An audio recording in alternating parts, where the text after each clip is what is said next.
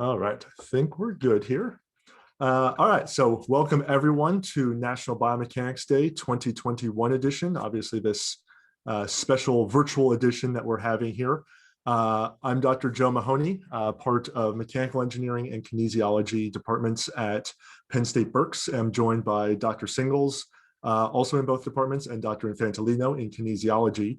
And we'll be presenting today about biomechanics, what Penn State Berks is doing, what in general people in biomechanics do, and how it might relate to interests that you have in science and engineering and in health. All right, so before we get into the biomechanics part, what we first want to get on the same page on is what is biomechanics, since that's what for an hour today we're going to be discussing. Well, we can start with the pure definition of the word as a fine place to start. So biomechanics made up of bio and mechanics. So bio, like in biology, is living, or the prefix means something that's living, and mechanics in general means motion. So just by the word, the very general definition of what we're looking at are the motion of living things. Now, most of us in the biomechanics world are looking at human motion, but that doesn't mean we can't be looking at the motion of fish, which is really popular, or other mammals, or mantis shrimp, or a whole host of other living things, even plants, and the way that they move. So it is pretty broad. And when we're talking about movement, we're not necessarily just talking about waving our hands in the air, but also what our heart does, how it acts as a pump, how blood moves through our veins, how we take air in and out. All sorts of movement inside our body, on our body, is of interest to us.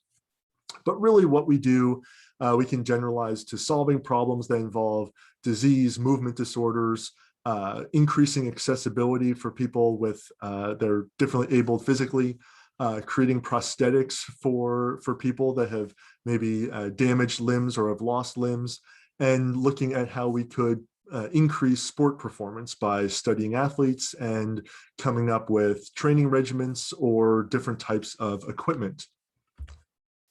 So most of the work for doing this type of activity is going to incorporate a lot of math and physics and engineering, and on the health side, medicine and health sciences there, and also sports medicine. So there's a lot of certainly technical aspects of what we do, technical like using computers and math and physics and science, but also there's a side that's, I'll say, less technical or more human interaction type of things. We work with people a lot of times. So most of us don't just purely work in a lab in front of a computer and never interact with the outside world. We need to work in teams. We need to work with the people that need our help in moving. And to that end, the work we do is extremely interdisciplinary with these different topics that we are working with in the technical, non-technical side. There's going to be people that are trained as scientists and engineers, definitely. But a lot of projects we do, we're working with physicians. So with medical doctors that have a practice or work in a hospital that see patients every day that have some kind of issue that we might be able to help solve or study. We work certainly with physical therapists, so looking at best ways for people to be rehabilitated after they had a surgery or are recovering from an injury. Working directly with athletes, improving their performance, and ultimately working with patients themselves. If we're collecting data, we need to find the people that are affected by something and then be able to bring them in the lab or put some sensors on them. So again, it's a range of things that we're looking at, from observing people walking in our lab or in the wild, to studying how muscles are activated while people are moving, or like I said earlier, kind of going inside the body and looking at how blood is flowing. So it's a wide range of motions that we look at. So what we have next is a video from our lab, from our research group, that's going to be able to dive a little bit more into some things that the three of us are working on. So let me share that. Try that again. There we go. Something that most of us do every day is walk, jog, or run somewhere. We do this activity without even thinking about it. However, this is something that biomechanists think about a lot. There are many considerations about how people locomote. How do they move their limbs? What are their muscles doing? How are they breathing? How much energy are they using? Today we are going to break down this seemingly simple task and analyze and overanalyze it through different lenses that biomechanists use. 3 biomechanists from our campus are going to present an overview of what they are using to analyze this motion. Hi, my name is Dr. Ben Fantolino. I'm an associate professor of kinesiology at Penn State Berks. I was interested in science and math in high school, and I ran track, so I was interested in human performance. And during college, I majored in athletic training, and through an undergraduate research opportunity, I got involved in the biomechanics lab, where I started using ultrasound to look at muscles in my leg as it moved, and I was fascinated by it. So I continued down that track, and now I study muscle mechanics for my research focus. We begin for EMG by cleaning off the area that we want to, above the muscle we want to look at. Cleaning off the skin provides better data quality. The first muscle we'll be looking at is the vastus lateralis. It's on the front outside of the leg. It acts to extend the knee or straighten the knee. So use some double-sided tape to stick the electrode to the skin.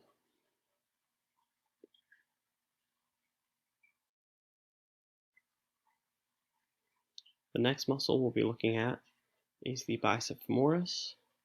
Bicep femoris is in the back outside part of the leg.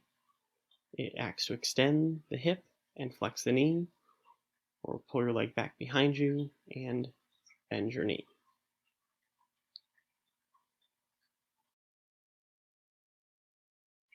And the last muscle we'll look at here is the gastrocnemius. Gastrocnemius helps to flex the knee as well as plantar flex the foot, or bend your knee and point your toes. The gastrocnemius is part of the calf muscle as well. It's on the back side of your leg there. The next thing we're going to look at is using the ultrasound system here. So we'll use a probe to look at the muscle itself in terms of imaging the muscle during walking. So we use a little bit of gel to increase the acoustical coupling between the ultrasound probe and the skin so we get a better image. Initially here, what we're doing is just making sure we're getting a good image, making sure we're over the muscle we want to look at, and then we have the subject move through the range of motion to ensure that during the range of motion, what we want to see is captured throughout the whole range of motion. Once we're in a good spot, we use medical tape in order to affix the probe to the leg while the subject is walking. We use a lot of tape because as the subject walks, the probe moves, could move around a bit, so we want to make sure it is secure during the entire test. And using EMG and ultrasound is very, very helpful for biomechanists. We'll be able to see what the muscle is doing visually, as far as the range of a muscle is concerned, and then the EMG will provide information in terms of how the muscle is being activated and when the muscle is being activated during a particular task. You can see here, this is what you would see during walking. The green is the vastus lateralis, the blue is the bicep femoris, the pink is the gastrocnemius. You can see that during walking, you've got very, very nice, clear on-off times for the vastus lateralis. Gastrocnemius does have some on-off times, but they're not as clear because as you're moving through the gastrocnemius is relatively active actually during the whole time. On the left, you see around, and then as the subject goes into running, you'll be able to see things speed up, both on the ultrasound as well as the EMG would speed up, so you can measure what happens, what changes are occurring as the subject starts to run. Hi, I'm Dr. Allison Altman-Singles, an assistant professor of kinesiology and mechanical engineering at Penn State Berks. I was a cross-country and track and field athlete throughout high school and college, and I suffered many various types of sports injuries. Since I was always interested in math and science, I was naturally driven to the field of biomechanics, where I could better understand the mechanical causes of overuse injuries. Now at Penn State Berks, I continue to study this relationship between repetitive mechanical loading and injury in various types of athletes. I also look at how these high loading patterns can be reduced through subtle alterations in mechanics, like changing the way your foot strikes the ground or taking shorter steps.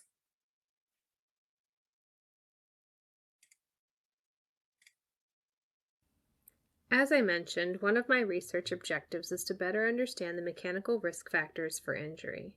This video shows how we can use biomechanics to measure how hard an individual hits the ground during running, which is one example of a mechanical risk factor for injury. This quantity is called the ground reaction force, and it can be measured using force plates, these purple things in the floor, and it's shown with the red arrow and graphically on the right. The height of this first peak in the graph characterizes a person's impact loading. High impact loading is one mechanical risk factor that's known to cause several running overuse injuries like IT band syndrome, foot pain, or bone stress fractures.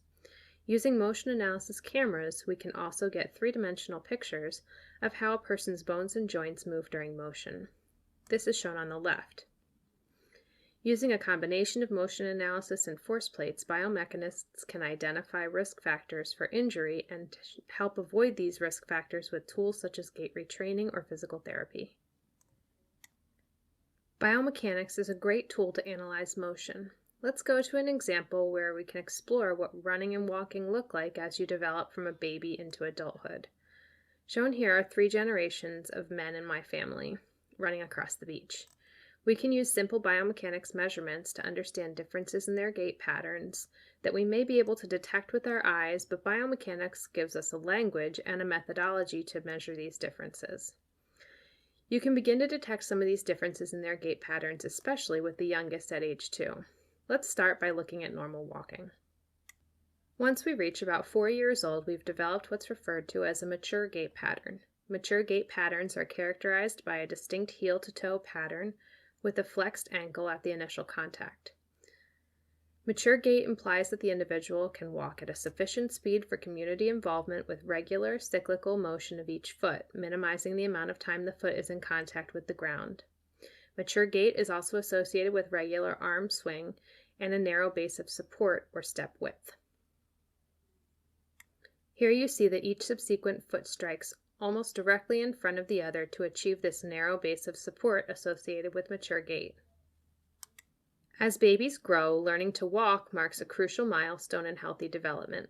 The timing of this milestone varies substantially, but typically occurs between 8 and 18 months of age. Shown in this video is a 13-month-old baby learning to take her first consecutive steps. You can see her motivation for walking is to get to the toy, which is already different from why most of us walk. We can use biomechanics to determine and understand that babies display minimal joint motion and are irregular in their limb motions compared to adults. They land with a flat foot rather than that heel-to-toe motion that we saw in mature gait, and they tend to spend more time with the feet on the ground.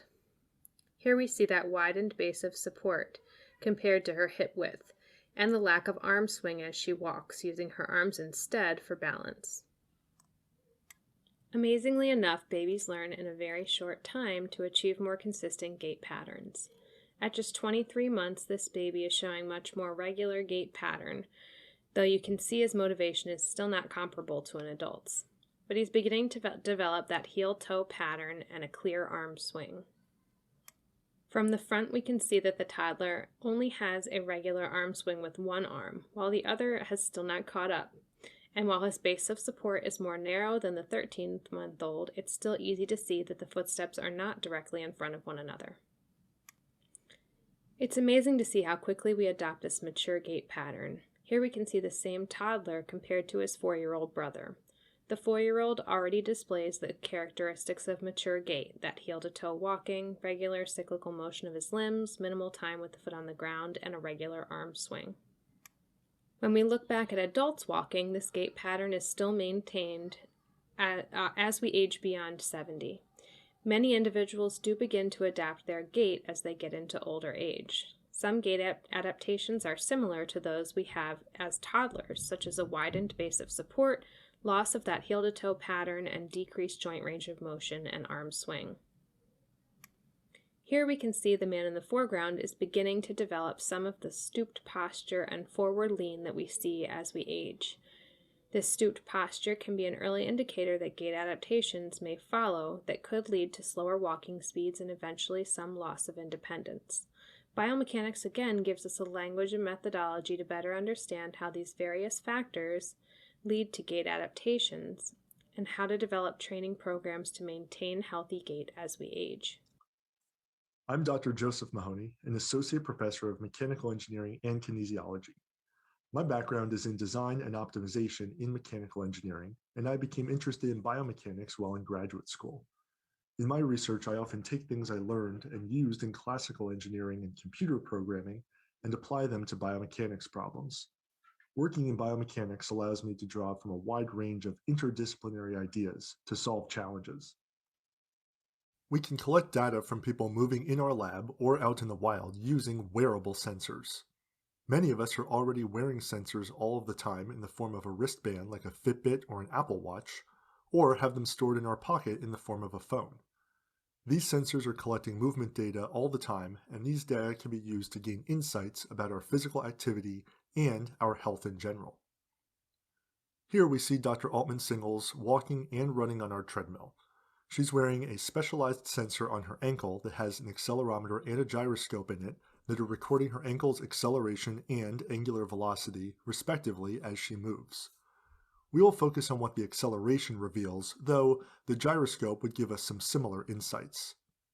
Here's what the acceleration typically looks like while she's walking, jogging, or running. This zoomed-in snapshot from her motion on the treadmill comes from 90 seconds of her walking and running and jogging on it. We see basically a repeating pattern as walking and running is repetitive, especially on a treadmill that moves at a constant speed like this. From the data, we can see every time her foot strikes the treadmill by the high acceleration at the impact. Simply looking at these plots does not give us too much insight into the differences between her gait patterns when she's walking or jogging or running. They make nice pictures for us, but what do we learn?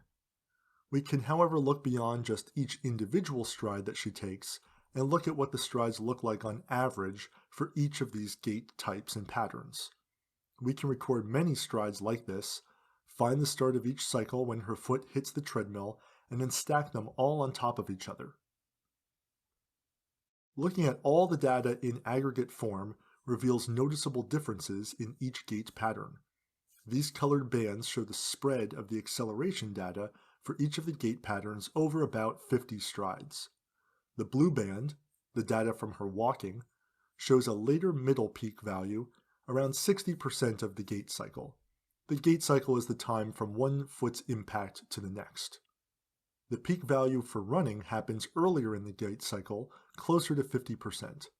Similarly, the valley of the walking occurs around 80% of the gait cycle, while running is closer to around 70%. And the jogging is happening somewhere in between the walking and the running. Now, right now we're looking at data only from Dr. Altman-Singles running on this particular treadmill. However, if we collect data from many people with many different anthropometries or body dimensions, we've seen similar results. If we can detect these differences just by eye, a computer should be really good at detecting them. We can use a technique called machine learning to find these distinguishing features and automatically classify data as coming from walking, jogging, or running. Once classified, a physical activity monitor can do a better job at keeping track of not only if you are moving, but how were you moving. A 30-minute run is much different than a 30-minute walk.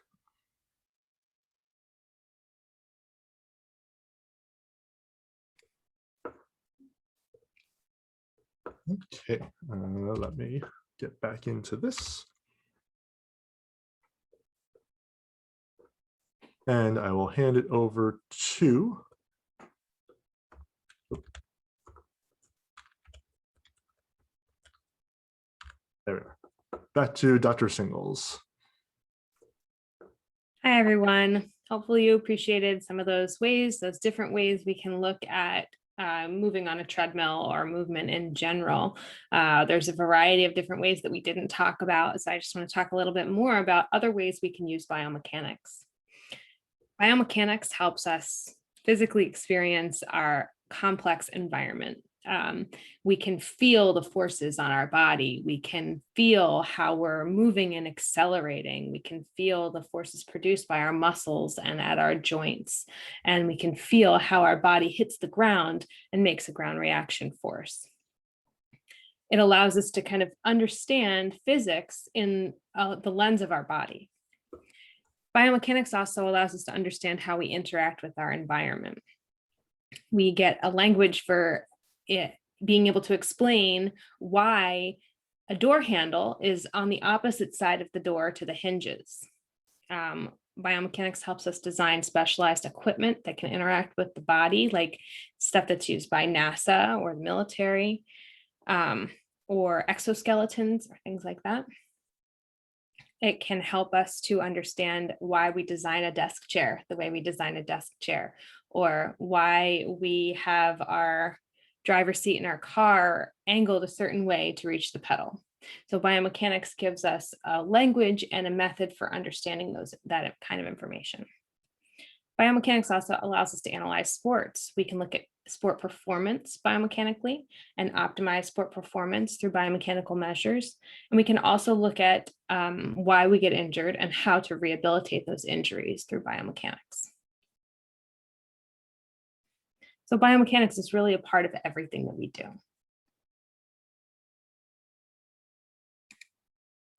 Penn State has a very rich history in biomechanics, so I think it's important to bring that out at this point. Penn State had one of the first biomechanics labs in the world in 1967. And in that lab, Dr. Richard Nelson was able to bring biomechanics from a qualitative science where we were just observing things to a quantitative science where we could actually make measurements to assign numbers to the phenomenon that were happening through our bodies. If you've been to State College, you might have seen the old water tower biomechanics lab.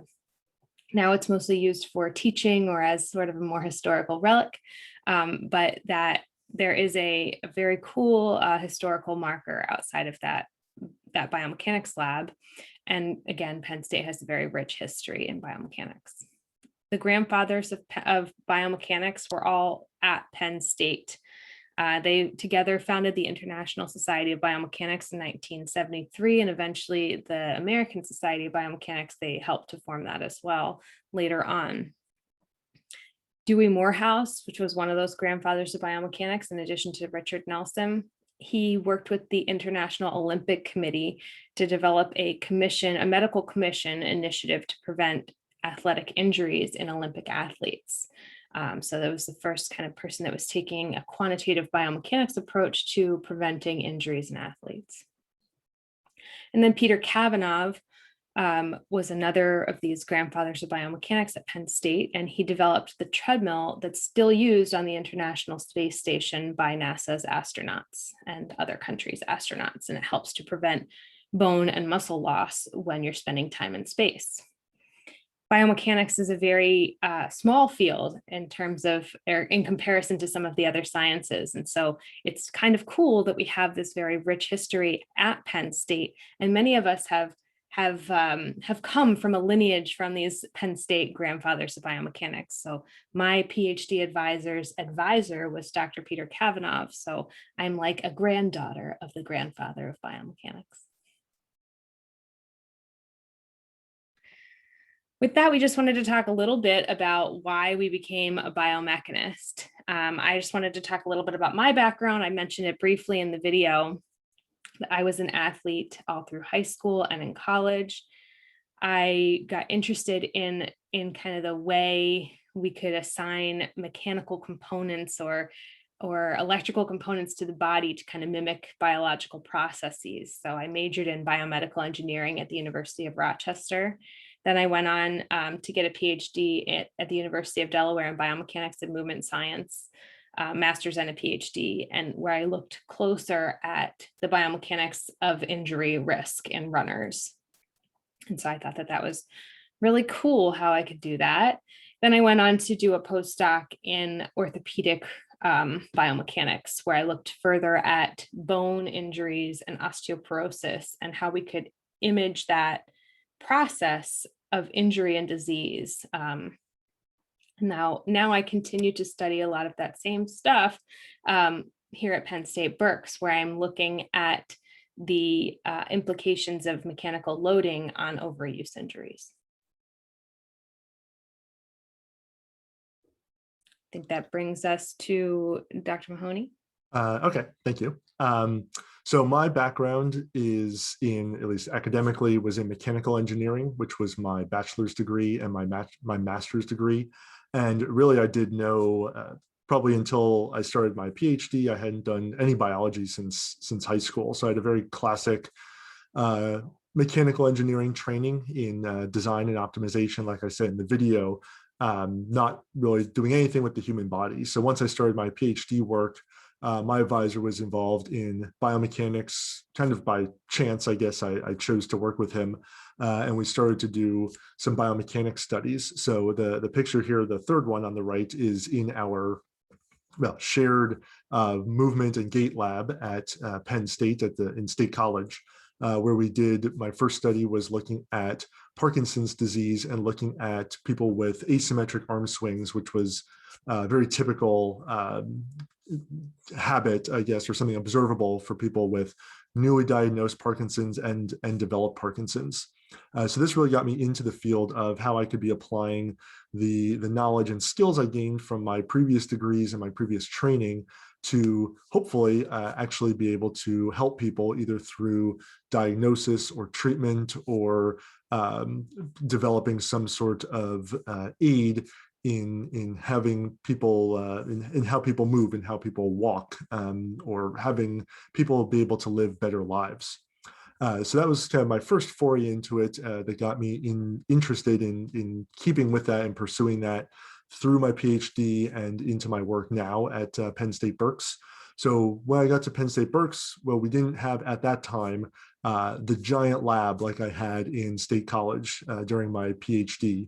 That lab was several $100,000 built out over many years and took up a big chunk of space. And at least at that time, we didn't have that at Penn State Berks. So I was interested in, well, how can I get a lot of that data I've been using in the past at a low cost in a low space? So really that's where I started my work here, was trying to replicate some of the measures we were taking with $100,000 equipment for things that we could build for a couple $100. Certainly not the same quality, but could we at least get data that was useful at a much, much lower cost? Now, luckily, since then, we have been able to build out what we have. We're having a brand new lab built and hopefully done in the fall. So we're going to have some of that really nice equipment, and we have some of the lower cost things that we're going to be able to do some comparisons with. So I'll hand it over to Dr. Infantolino. Hi. So my images, I guess, are on the far right. So in terms of academically speaking, my undergrad was in athletic training, and I enjoyed working with clinical populations. I enjoyed seeing people come back from injury, working with them for rehabilitation, et cetera. And by chance, I was doing a senior thesis. I needed a supervisor, so I asked the person who was teaching the biomechanics class on the second day of class, because I liked physics and biomechanics sounded cool. So I asked him if he would supervise me. So he said, well, let's see how you get on in my lab. So I started working in his lab, and one of the first things we started to work on was he had obtained an ultrasound machine, and he said, well, why don't you and this other grad student start looking at this ultrasound machine, just see what you can get out of it, start playing with it. So we were playing with it, and we were playing with it for a good number of hours on a Friday afternoon, and it was fascinating to stick an ultrasound machine, stick the probe on your leg, move your leg, and oh wow, you could see the muscles move. So from there, I was quite hooked in this whole area called biomechanics. So about 6 years later, I had a PhD under this same advisor, I stayed with the same advisor through all my degrees, master's degree and a PhD in biomechanics. I focused primarily on muscle using all sorts of different methods, ultrasound, MRI, cadaveric dissection, computer modeling, really looking at fine level how muscle produces force, and then also how variability in muscle affects that ability to produce force. And that's continued to my current research, which is still really focusing on muscle mechanics and looking at that variability. When you think about it, the variability we have across many bodies is pretty large, right? You think about height, weight, mass, et cetera, of different individuals. But when you look at movement, movement is very, very stereotypical. If we look across the population, the toe clearance during walking is going to be about an inch off the ground for pretty much everyone, even though the mass of the individual's muscles, the arrangement of the different muscles is quite different. So from that standpoint, understanding how that variability can then all combine together to provide something that is very invariable is quite an interesting aspect of research for me. So that's where I came from and where I'm currently at for research.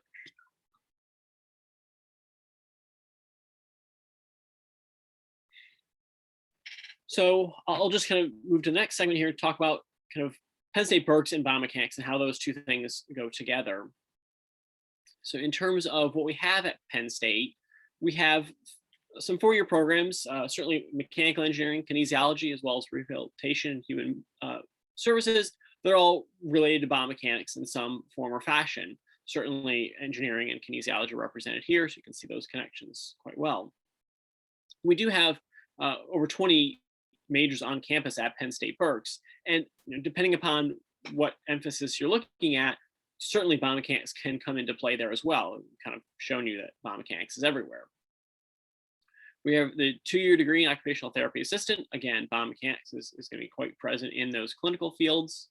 And of course, we are at Penn State campus, so we have the 2+2 scenario. So start a major at Penn State for 2 years and then finish your 2 years at another campus for any majors. Some of the majors that probably highlight would be biomedical engineering and industrial engineering, two areas of study that also closely relate to biomechanics. In fact, during my graduate studies, I took courses in both of these areas for my my graduate degrees. So we also have a minor in kinesiology, and as you pick your classes for the minor, you can pick courses to put yourself on what we would call biomechanics track. It would emphasize the biomechanical aspects of kinesiology. So you could really kind of highlight this area of biomechanics within a kinesiology minor at Penn State Berks. Also at Penn State Berks, we have the Human Movement Research Center. So 3 faculty here are all members of that research group. And it's an interdisciplinary research group that is interested in human movement, which of course biomechanics is central to that. And it is quite interdisciplinary in terms of not just kinesiology and engineering is represented. We have people from math, applied psychology, a very, very broad area of individuals to really look at movement from a very, very broad perspective. And it's amazing what happens when you start to combine perspectives across disciplines, the very, very interesting research that you can, in fact, get done. And that works well from a faculty perspective and a research perspective.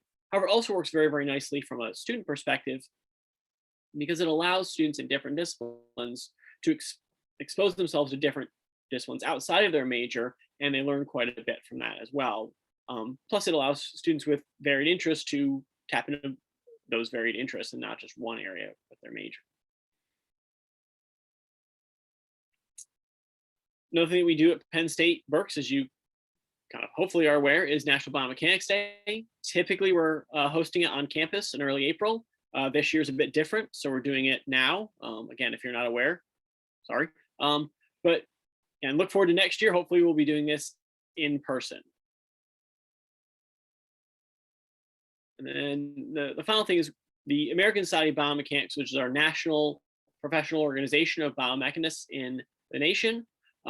We have hosted the regional conference, the East Coast Biomechanics Conference on campus, typically in the spring. Again, hopefully next year we'll have it in person again, and it has been free for high school students to attend. So you can get your feet wet, get a sense of what is all this biomechanics going on here, and take a look at that for free. We are in an area, geographically speaking, of very, very strong biomechanics programs. So we actually draw quite a lot of large names from the biomechanics field coming to our conference, which is quite neat for everyone to be able to see and interact with those individuals. In terms of careers in biomechanics, what can you do with it? Well, I mean, the sort of somewhat obvious is do what we do, as it were, right? So you get a graduate degree or two and you can teach and do those things.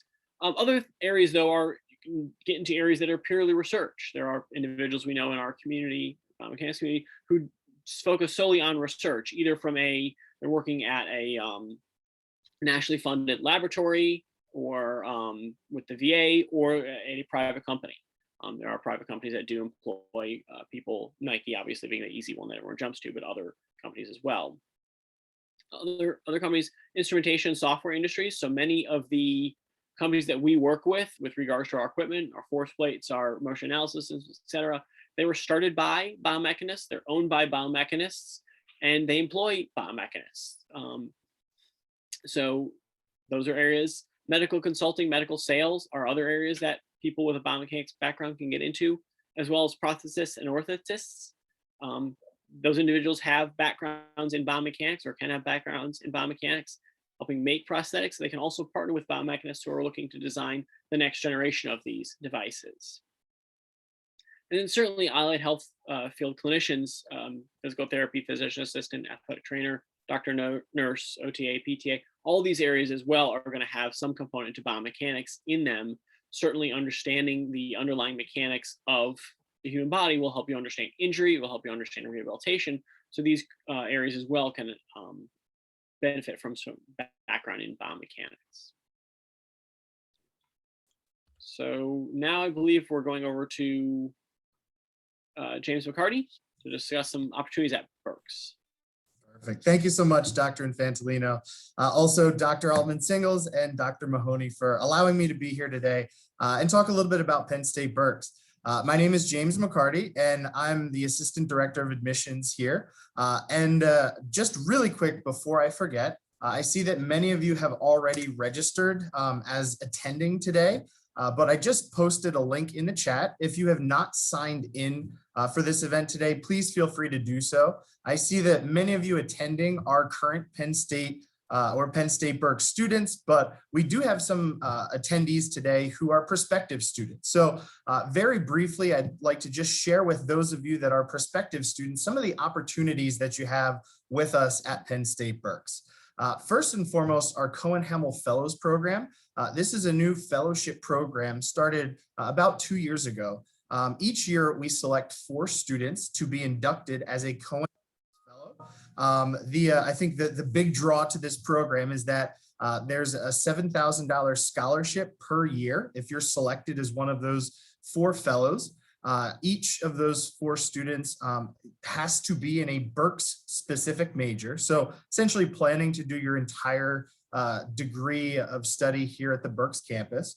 You're also allotted a special academic advisor to help work with you throughout your studies here. And really this fellow program is supposed to help foster students to dive even deeper into their research and their studies here.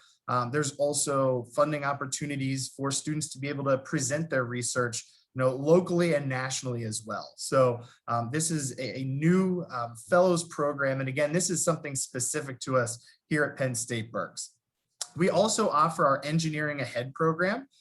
This is a summer bridge program actually offered by Dr. Ryan Hassler, who's here today. So if you have any more questions or more specific questions, I'm sure Dr. Hassler can jump in. But this is a great program to help lay the foundation in math and science for any students in high school to prepare you for your upcoming college studies. So this program takes place during the summer between graduating from high school and starting with us. And the focus of this program, again, is to help better prepare you for that first semester of math and science. We also offer the Berks Honors Program as well as the Schreier Honors Program here at Penn State Berks as well. You can begin both of those as well as end, graduate in both of those programs with us at Penn State Berks. Penn State Berks is actually one of only 7 campuses that students can graduate as a Schreyer Honors Scholar. So Schreyer's is the university-wide honors program at every Penn State campus. And again, you also have the Berks Honors Program available as well. And there are different scholarship opportunities available for students, both academically in regards to research, even studying abroad, that are allotted through these different honors programs. Similar to the Cohen-Hamel Fellows, any of these honors opportunities are a great way for you to delve even deeper into your own studies, and how I like to describe it, really take ownership of what you're learning and how you're learning it.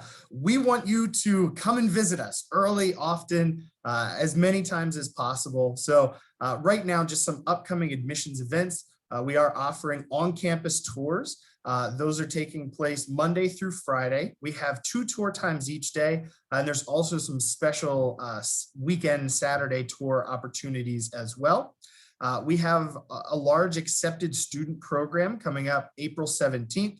So if any of you are seniors that have an offer of admission, we would love to have you join. That is a wonderful program where we have different campus constituents from many of our offices all across campus, from financial aid, academic advising, campus life, residence life, you name it. We have every office represented. So it's a great program to kind of better understand Penn State Berks and the process to enrolling with us for the upcoming fall. We're also offering a Saturday tour day for juniors that will also be taking place April 17th later in the day. So again, for any of you that are younger in high school, we would love to have you come and visit campus. There's a webinar specifically for living on campus. So our housing and food services has a program to talk about what it's like to live on campus. Give me more information about meal plans, different dining options. So again, that is taking place April 27th.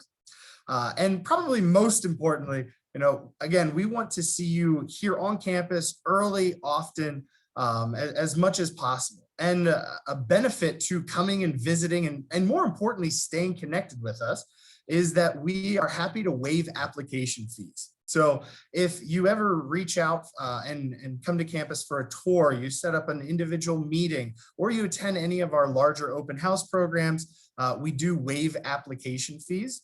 All that we need is for you to create a My Penn State account, the place where you'll apply, and we can go in and proactively waive that application fee to save you $65 and not have to pay that out to apply to Penn State. Some bigger, just general information. I think if anything good came from COVID this last year, many colleges and universities are now test optional, and that includes us at Penn State. We have announced that we will be test optional through fall 2023. That's been approved by the president's cabinet. I can definitely tell you that us in admissions are really pushing to keep this permanent moving forward. So we're hopeful that Penn State will be a test optional institution even further out. But again, for the immediate future, we are definitely test optional through at least fall 2023. So again, please visit us, stay connected. In just a moment, I'm going to put the website in the chat for the Cohen-Hamel Fellows Program. And I'm also going to be putting my personal contact information as well as the admissions office's general contact information. I always say that you should never go through this process alone. Applying to college and being an enrolled student can be a very overwhelming process, but know that you're not going through this alone. Please stay connected early and often, and we're always here to help. So I want to thank you all. I will put those links in the chat, and I'm going to pass things back to, I think, Dr. Mahoney, if I'm not mistaken. Thank you. Thank you so much, James. All right, so that is what we have for our kind of prepared segment today. So now we want to open it up for questions. So hopefully some have been coming in through the Q&A, or now you can take an opportunity to ask some questions about what we presented, what we do here, what people in the biomechanics community do, or engineering at large, or science at large that we can talk about. And Dr. Hassler will help us out here of moderating some discussion on those points. Yeah, so I don't see any Q&As yet from the audience, but please go ahead and submit them. I'm going to start the questioning with throwing this question to either or any of the three of you who'd like to answer. But can you compare and contrast how physical therapy, athletic training, and occupational therapy would use biomechanics in a clinical practice? So maybe the different, career paths, how are they intertwined or how are they connected to biomechanics? Sure, I can speak to that. So in terms of how they're the same, I guess, I would tend to view them as the same, as from the standpoint that the basic application of biomechanics is going to be the same, right? You're looking at some sort of injury, and then a force created some sort of injury to a bone, a tendon, a muscle. And so whether that individual injured their hand, and you're going to see more of an occupational therapy type of event, a knee injury to an individual, which could then be either a physical therapy scenario or an athletic training scenario, right? All those scenarios are the same from the standpoint we have an excessive amount of force applied to some sort of biological tissue. Where they're different is probably going to be based upon the population you're looking at and how much stress can you place upon those tissues that are healing. In a geriatric population, probably looking at a little less stress. In an athletic training population, probably a little bit more stress. So that's how they would differ. But I would say, I would tend to see them more similar than different. Great. In terms of how they're related to biomechanics, sorry, I just want to add to that. I got my biomechanics degree within a physical therapy department. So biomechanics, physical therapy, occupational therapy, and athletic training are all very, very interrelated. Biomechanics, like Dr. Ben said, is a component in all three of those allied health fields and many other allied health fields, but it can be a thing all of its own as well. I think this next question from an audience member might go to you, Dr. Singles, but anybody else can chime in. The question is, when looking at ankle acceleration during running, have there been studies done or have you noticed differences in acceleration with changes in foot strike patterns?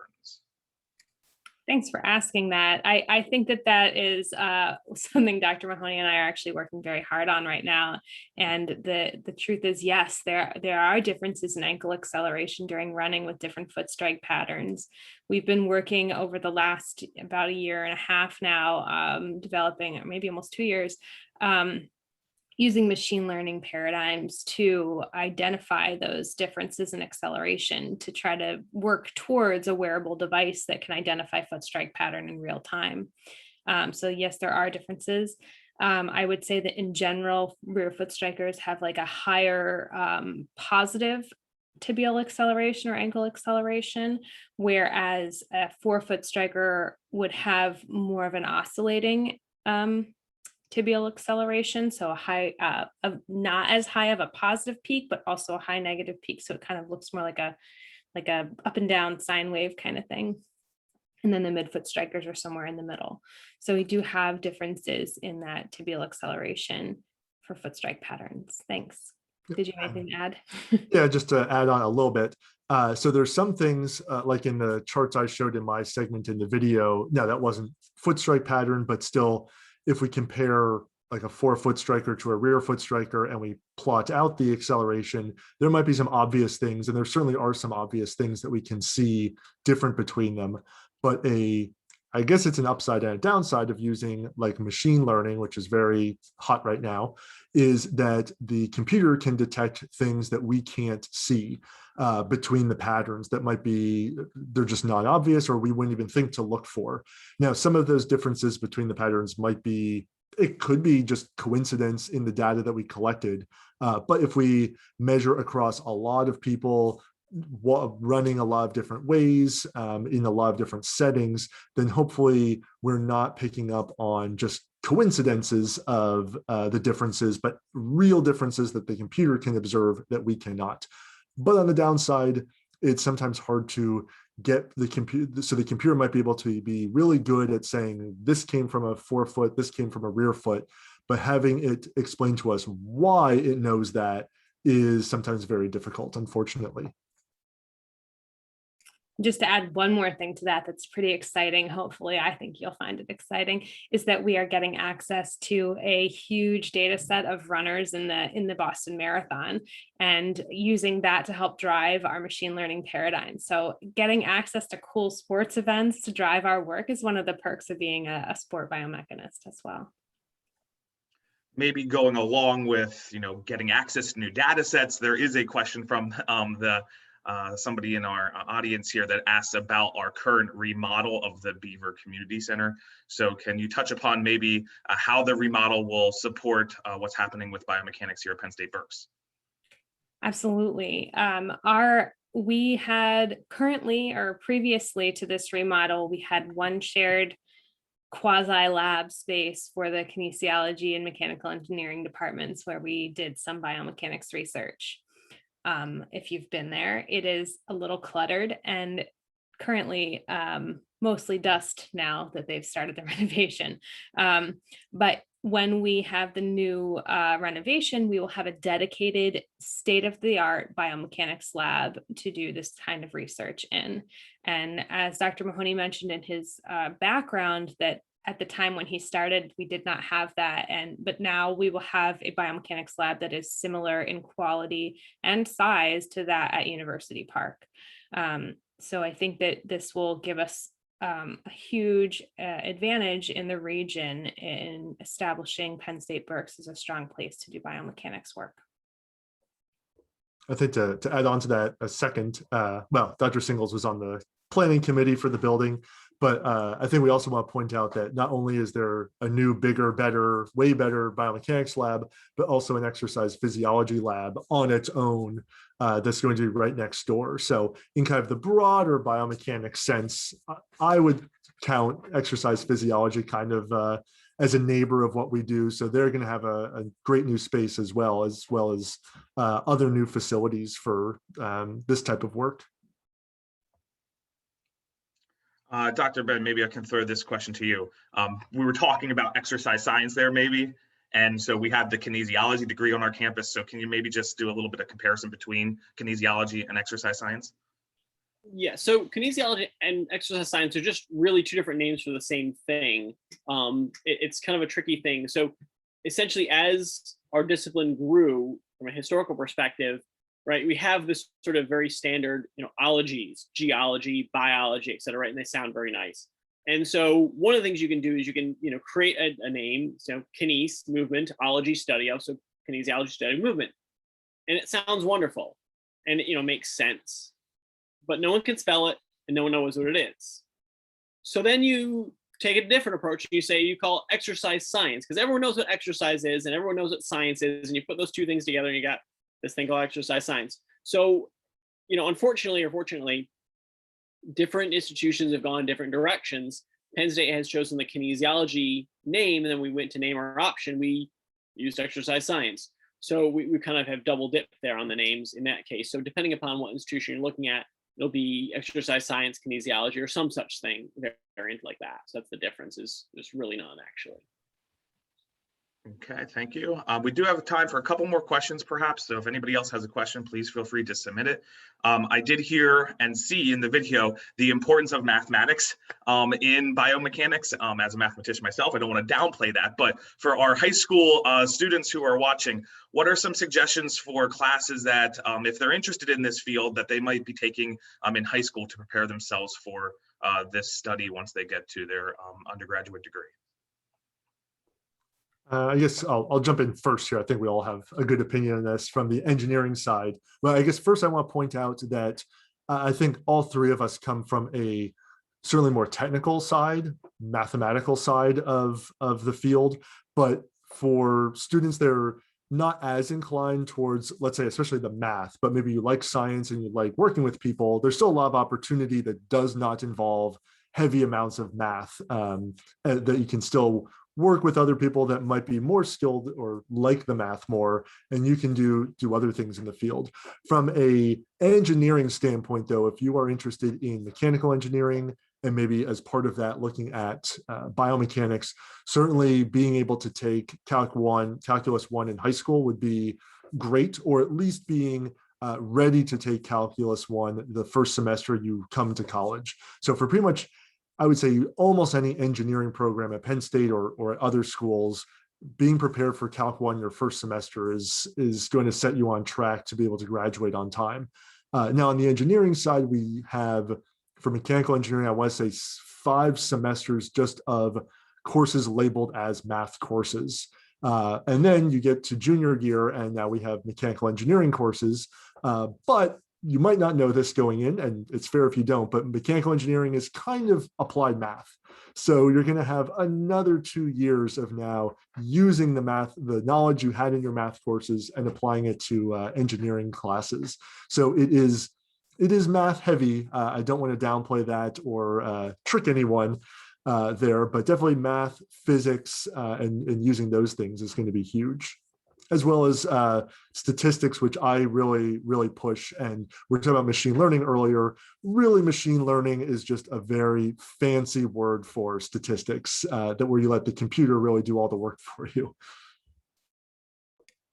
Yeah, so kinesiology has much less of a math emphasis. Kinesiology degree only requires you to take algebra, which many of you take in high school. So that's an advantage to kinesiology. And I will say that I think some of my students might be in the audience and might be able to attest to this, but as a kinesiology major, you may come in and say, like, I'm horrible at math, it's not my thing, I don't like it. But by taking biomechanics, it helps you to contextualize some of that math and give it a reason, give it a physical presence, and it allows you to process it a little bit differently. And so for some of you who may have struggled with math in the past, kinesiology and biomechanics can give you a context to better internalize that math, or practice that math in a different way that you enjoy. Give a plug there. Yeah, I would agree with that. I mean, kinesiology doesn't have a lot of math, and certainly sort of seeing the examples is very, very helpful for understanding the math as well as the physics, which is, kind of inherent in biomechanics. Generally speaking, kinesiology folk are people, person, hands-on type of people. So once you start putting those things in context, the math and the physics becomes a lot easier for individuals to get. And in terms of how much math do you really need, I mean, undergrad degree was in kinesiology. I started off as maybe a physics or engineering major, so I had Calc 1, Calc 2, took a couple years off of math, and then was in grad school, decided I needed some more math. I took a few more semesters of math, which has helped me certainly from a research perspective. But on a day-to-day basis, most of the research I do does not involve that heavy level of math. It helps me to be able to talk to other biomechanists, certainly, and we can, discuss things from a computer modeling perspective, which you do need a bit of math for. But there's a lot of research you can do in the biomechanics field that does not require high levels of math. It's helpful, certainly, yes. Is it required? I would say no. You don't have to have math. It's not an exclusion criteria. Great. So I heard math, I heard physics, I heard statistics, which makes me happy. But I also, I guess the obvious is, of course, is your biology class is correct. And I can't imagine an anatomy class could also be very beneficial as well to this field, maybe. Yeah, I mean, so, from a historic perspective, in high school, I took advanced physics and advanced math and advanced chemistry. Didn't like the biology at all. So I didn't take the advanced biology, and look where I'm at now. So I think if you're looking at coming out of high school prepared, I would say push yourself to take the math and the physics so you are not scared of it. So being terrified of those things then shuts doors for you, which means you would never go in those directions, right? I mean, I took a high school biology and completely eliminated, but I only took 1 year as opposed to 2 of chemistry and physics. So making sure you have a well-rounded background, so when you come to college, then you have the opportunity to say, oh yes, I've done this before. I mean, students will put off biomechanics class for as long as possible because they're terrified of physics or math, which, is hard for us to hear personally. Right. So you have a well-rounded background coming out of high school. I think it makes it a lot easier, and for any degree, honestly.